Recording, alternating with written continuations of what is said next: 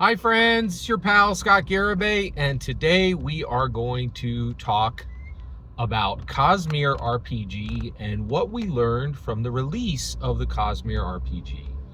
So this was very interesting. So first of all, there are Daggerheart really has changed the shape of tabletop role-playing games in that I think what we're seeing now is there's Dungeons and Dragons, and then there are never, ever more than 10 TPRGs that matter in the world, right? And then there's just a lot of chaff, stuff that blows around in the wind, makes dirt money. Nobody really cares. Has super tiny communities. Never get any crossovers. Never get they're not intellectual properties. They're just a TTRPG, right?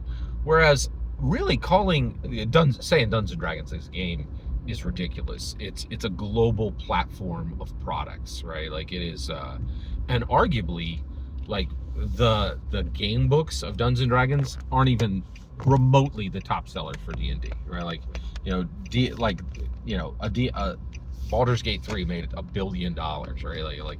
You know the yeah. So yeah, all right.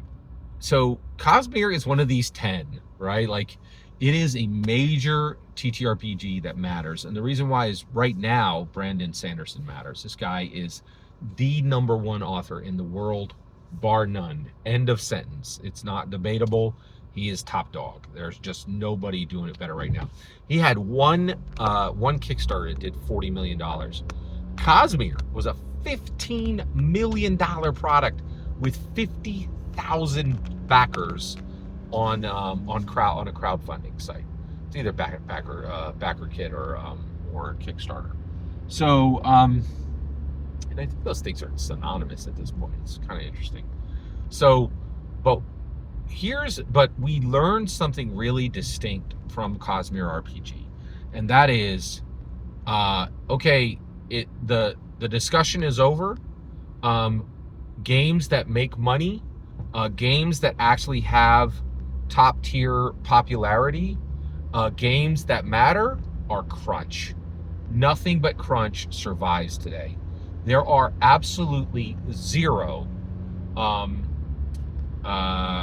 rules light systems that survive. Wait a second, Scott, what about Shadow Dark? Shadow Dark is done. Dunzo, finished.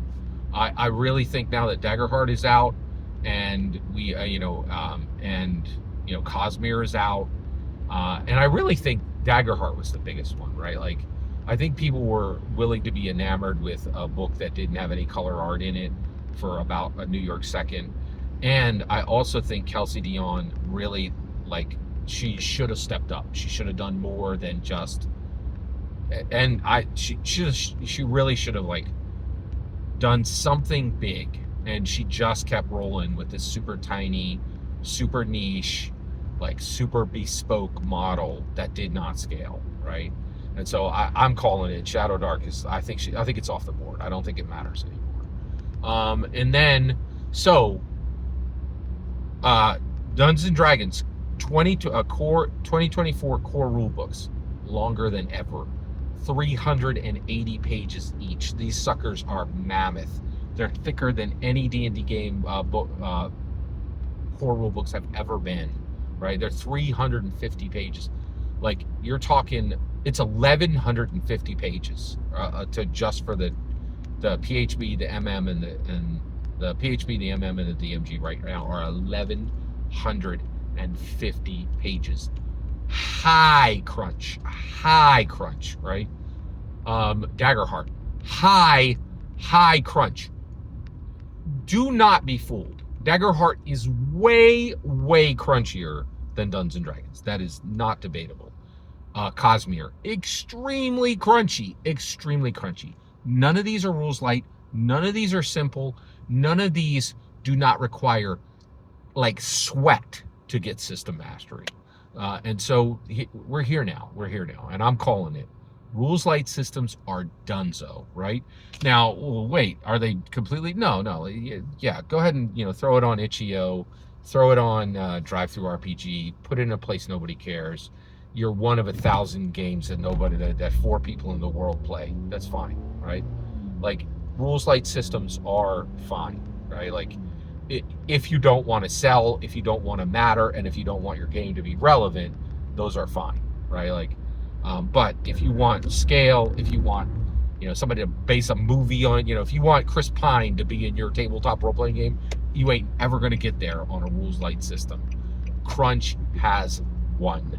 Crunch has won. Every single word you just heard in this video is my humble opinion. The important part is when I get to hear your humble opinion, when you get in the comments and send your traffic. Please consider liking and subscribing, and have a fetch millennium.